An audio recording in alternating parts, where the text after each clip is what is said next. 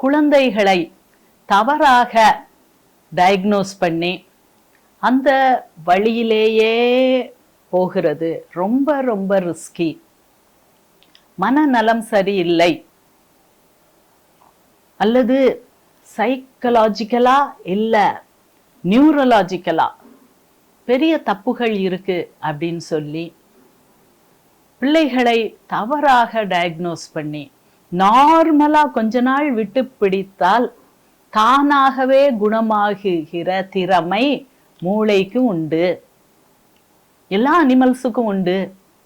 பல பேர் multiple fracture ஆகி அப்படி சுருண்டு பந்து போலான எங்களது செல்ல வளர்ப்பு நாய் எந்த விதமான ட்ரீட்மெண்ட்டும் இல்லாமல் ஒரு 2 மாதங்களில் நார்மலாயிடுச்சு. அதுதான் இயற்கையின் ஹீலிங் பவர். ஸோ குழந்தைக்கு ஏதோ ஒரு சரியில்லையே அப்படின்னு சொல்லி நிறைய பேரண்ட்ஸ் கவலைப்படுறது இயற்கை. அதை டாக்டர்ஸ்ட கூட்டிட்டு போகும்போது தவறான வழியில அந்த பிள்ளைகள் அது டேர்ன் எடுக்கிறது. வாலிப பிள்ளைகள், சிறுவர்கள் அவங்கள அப்படியே ஒரு ட்ரீட்மெண்ட் அண்ட் டேப்லெட்ஸுக்கு பழக்குவித்து அவர்கள் மூளையை நார்மலா டெவலப் பண்ண விடாமல் இருப்பது ரொம்ப ரொம்ப ஆபத்து. வெளிநாட்டிலிருந்து ஒரு இளம் தந்தை ஃபோன் பண்ணாரு. உங்கள்கிட்ட கொஞ்ச நேரம் பேசணும்னாரு. சரி என்று என் பையனை பற்றி 6 வயது பையன்தான், சரி அப்படின்ட்டு நிறையா இதெல்லாம் அனுப்புனாரு. பார்த்தா கம்ப்ளீட் சைக்கலாஜிக்கல் அசஸ்மெண்ட் பண்ணியிருக்காங்க. பல மணி நேரம் அவனை அசஸ் பண்ணி அவனுடைய ஐக்கியூ கிட்டத்தட்ட 78, கொஞ்சம் நார்மல் ஐக்கியூ அப்படின்னா 100 to 120 இருக்கும். 120க்கு மேலே 150 அப்படிலாம் போச்சுன்னா பயங்கர இன்டெலிஜென்ட். ஸோ ஒரு 80 என்னாலே ஒரு நார்மல், லோவர் ஆவரேஜ் நார்மல்னு சொல்லலாம். ஆனால் அதுக்கும் கீழே டயக்னோஸ் பண்ணியிருந்தாங்க. அப்போ பையன் என்ன, எதுக்காக இதெல்லாம் ஆரம்பிச்சிங்க, எத்தனையோ லட்சக்கணக்கில் செலவு பண்ணியிருக்கேன், உங்கள்கிட்ட ஒரு சில வார்த்தைகள் பேசணும். ஓகே, என்ன அப்படின்னா, என்ன பிரச்சனை அப்படின்னா, ஸ்கூலில் மற்ற பிள்ளைகள்டிருந்து அவங்க ஜாமானை எடுத்துக்கிறான். ஒரு பிள்ளை அழகான ஒரு ரப்பர் வச்சுருந்துச்சுன்னா அதை எடுத்துக்கிறான். இந்த சைடில் ஏதாவது ஒரு குழந்தை நல்லா வச்சுருந்துச்சுன்னா எடுத்துக்கொள்கிறான். சரி, அப்படி எடுக்கக்கூடாதுன்னு சொல்லியிருக்கோம். சில வேளைகளில் அந்த பிள்ளைகள் அது ஏன் இதுன்னு சொல்லி அதை பிடுங்கும்போது இவன் அடித்து விடுகிறான். உடனே அந்த கிளாஸில் அவனை தனியாக வேற ஒரு இடத்துல கொண்டு போய் வச்சிடுறாங்க. ஸோ இதுக்காக நான் பல லட்சங்கள் செலவு பண்ணி நிறைய கம்ப்ளீட் அசஸ்மெண்ட், அந்த அசஸ்மெண்ட்டை பார்த்தாலே தெரியுது. ஆனால் அசஸ் பண்ணி அந்த பிள்ளைக்கு ஐக்கியூ கம்மி அப்படின்ட்டு சொல்லி ஹைப்பர் ஆக்டிவிட்டி அட்டென்ஷன் டெஃபிசிட் அப்படின்னு சொல்லி டயக்னோஸ் பண்ணி என்கிட்ட வந்தார். அவரிடம் பேசினது நான் சில மணி நேரங்கள், சில நிமிடங்கள் அப்படின்னாலும் இப்போ நான் அதை பற்றி ஒரு கம்ப்ளீட் அனலைஸ் பண்ண விரும்புகிறேன். ஏனென்றால் இளம் பிள்ளைகளை கொண்டுட்டு போய் ஒரு சைக்கியாட்ரிஸ்ட், ஒரு சைக்காலஜிஸ்ட், ஒரு கிளினிக்கல் சைக்காலஜிஸ்ட் அப்படி இப்படின்னு ஒரு டீமாக உட்கார்ந்து அவங்களுடைய பெஸ்ட் மூளையெல்லாம் போட்டு அந்த ஓடி ஆடி துள்ளி திரிகிற ஒரு குழந்தையை பிடித்து ஒரு இடத்தில் உட்கார வைத்து ஐக்கியூ டெஸ்ட் பண்ணுறேன் பேர்வழின்னு சொல்லி ஒரு தவறான ஒரு டயக்னோசிஸ் கொடுக்குறாங்க. இந்த தவறான டயக்னோசிஸ் பெறுவதற்காக அவர் பல லட்சங்களை செலவழிக்கிறார்.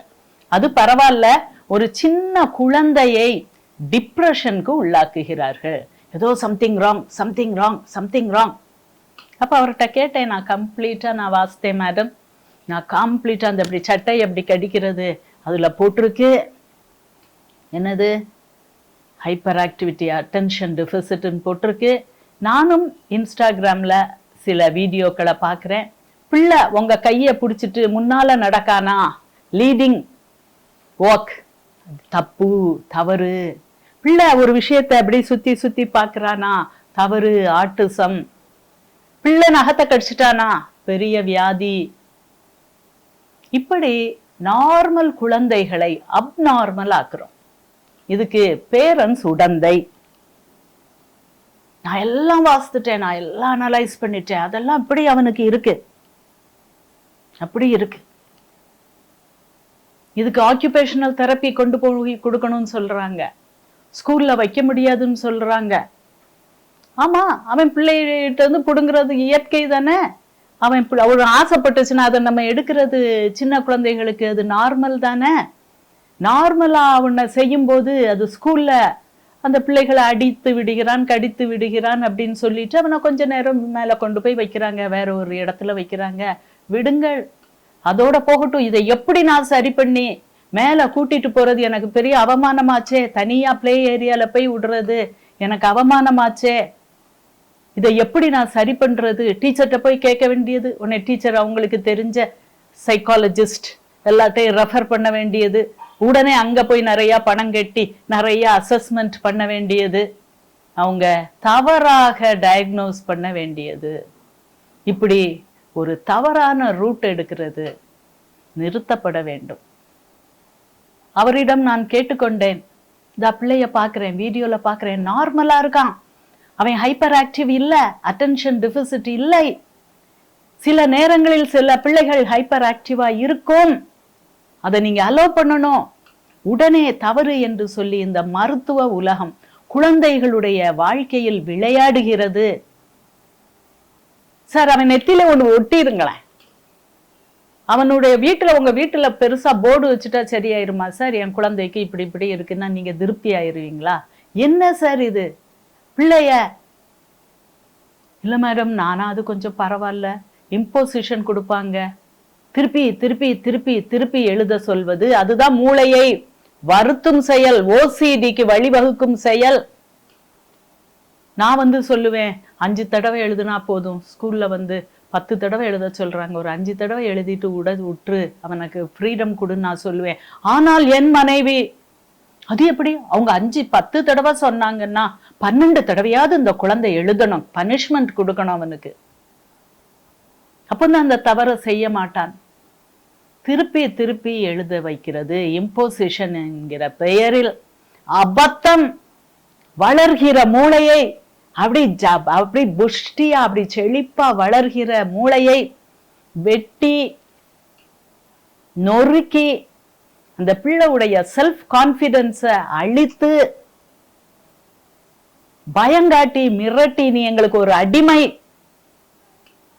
அப்படின்னு அந்த பிள்ளை எப்படி ராஜாவா வளருவான்? ஒரு பெரிய தலைவனா எப்படி வளருவான்?